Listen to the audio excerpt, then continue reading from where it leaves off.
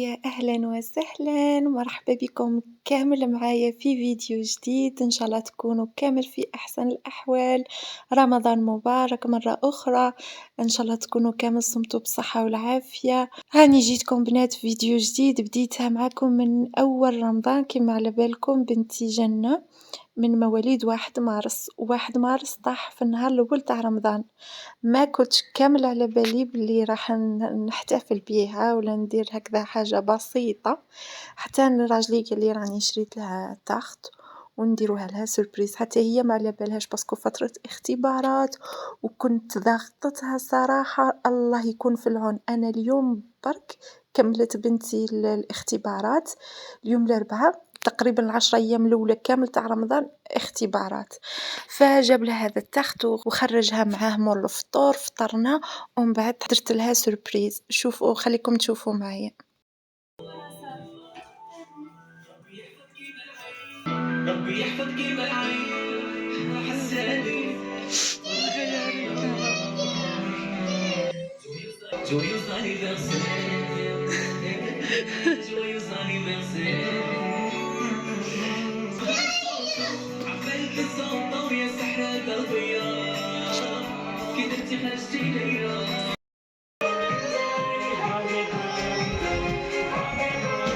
حقي تحت كاع صح وي صفقة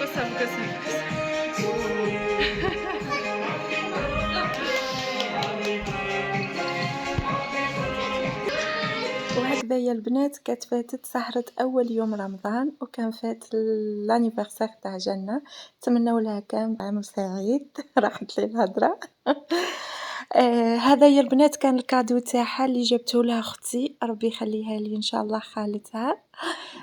بما إنه جنة كيما على بالكم كامل تموت على الرسم ومهبلتنا بالألوان والتلوين والرسم، وخالاتها كاع وخوالها على بالهم بلي تحب الرسم باسكو اللي ترسمها توريها لهم، جبت لها هذوك الألوان ومنها حوايج الرسم، نقولوا لها ميرسي بوكو، ميرسي لكل وحدة تمنات لي الخير إن شاء الله.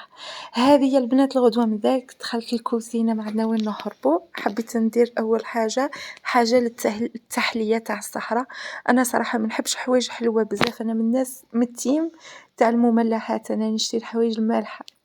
المهم حبيت ندير طارت تاع فراز كيش تاع فراز، بديت بالعجينة درتها ما كنتش شاركت معاكم العجينة كامل، عجينة الزبدة كامل تعرفوا ديروها. هنا كنت نوجد في الكريمة اللي راح نديرها تحت الفراز.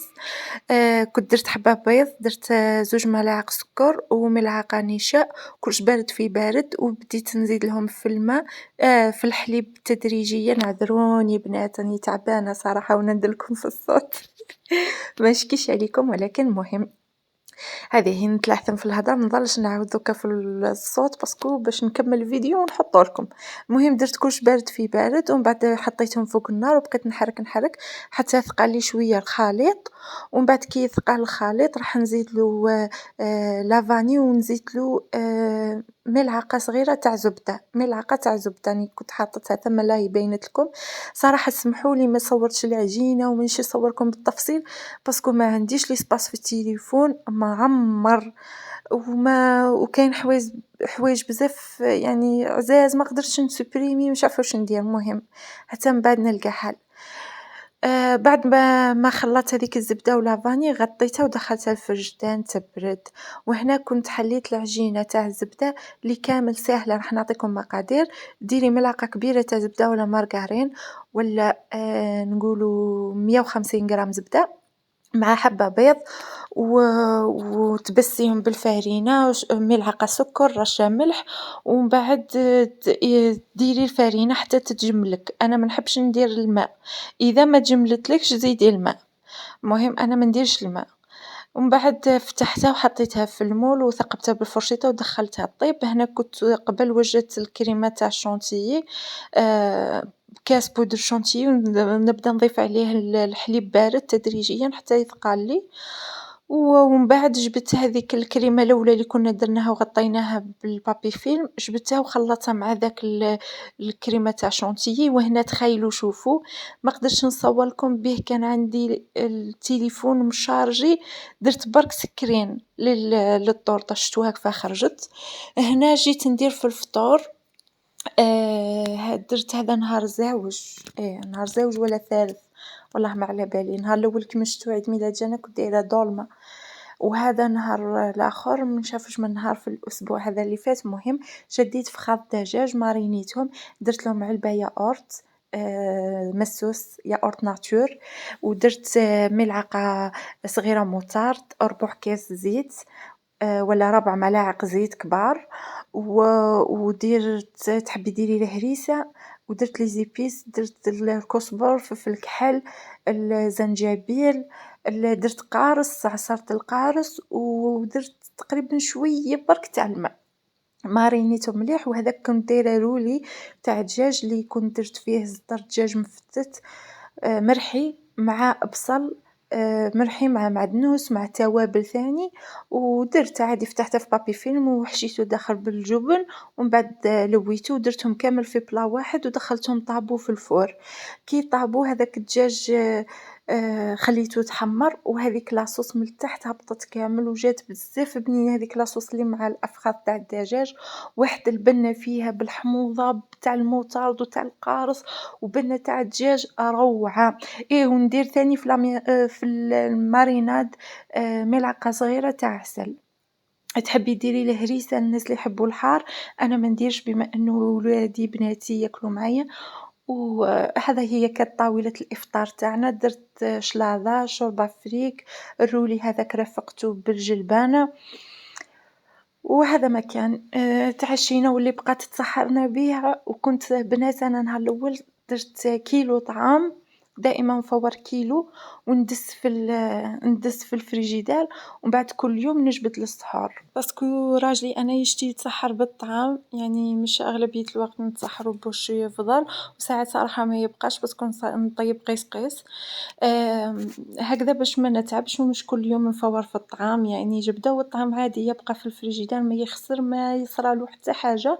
ندير كيلو والكيلو ناكلو أنايا وياه على شحال من مرة، ومام ثاني البنات ساعات يتغداو بيه. صحة فطوركم، صحة فطوركم قولي. ايه خبز سيدي رولي.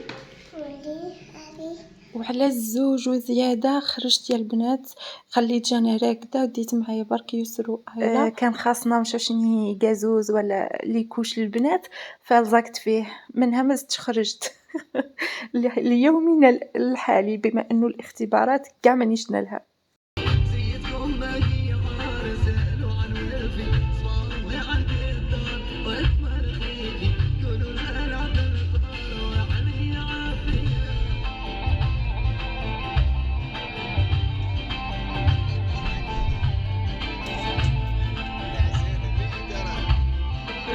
وقولوا لي واش راكم دايرين مع الدراري صغار يا البنات، اسكو راهم يرقدوا لكم، تلخبط توقيتهم ولا لا.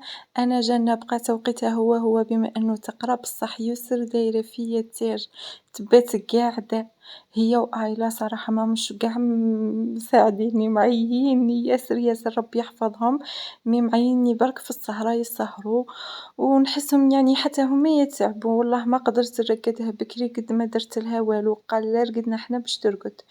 وهنايا البنات كنت نوجد في العجينة مورقة، هذا العام ما درتش تحضيرات رمضان، ما وجدتش عجينة مورقة، لي تختولات، لي كورني، بزاف حوايج نوجدهم، بطبوط، ميني بطبوط، ميني بيتزا، نوجدهم قدام رمضان. هذه المرة والله ما حبيت نوجد، قلت على حسيتهم صراحة يعني كيف. مهم هنايا صح هي العجينة مورقة نورمالمون كان عليا نحضرها قبل، ولكن ما كتبتش ما لهيتش، كان عندي بزاف حوايج.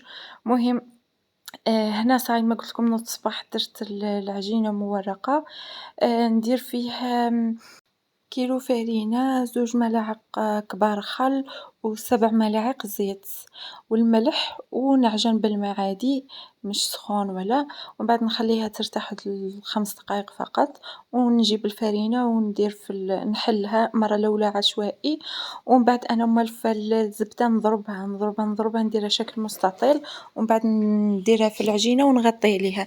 هذه المرة حبيت ندير هذا الطريقة اللي كامل راهم يديروا فيها، تاع إنه نبشر الزبدة الداخل. المهم درتها ومن بعد روليتها كامل كيف كيف، يعني صراحة طريقتي القديمة وهذه سما كيف أنا ما قدرتش. مهم حليتها كيما شفتوا 3 حلات، طبقتها 3 مرات وفتحتها يعني وعاودت نفس العملية درتها 3 مرات وكملتها. عياتني بما إنه صايمة البنات منا آيلة على ذيك ما درتش تحضيرات بزاف، وصراحة اللي قاعدة في الدار تحضيرات يهنوا اللي خدامة، أما اللي قاعدة في الدار وما عندهاش الأحباب الله كيما نسميهم الذراري صغار، تقدر هادو صوالح ديرهم عادي، أما اللي عندها أحباب الله نقصدو بيهم البيبيات الصغار ماذا بيها ثاني تهني روحها في شعبان بالتحضيرات خير. أنا ما درتهمش وقلت نديرهم عادي يعني قاعدة في الدار منا. يا أخي لقيت روحي صعيبة عليا بما إنه عندي تقريبا 2 بيبيات، يسرا عندها عامين وآيلة عندها 6 شهور، يعني راهم قراب للسن بعضهم ولازمهم اهتمام وما يخلونيش زعما نقعد وقت طويل في الكوزينة.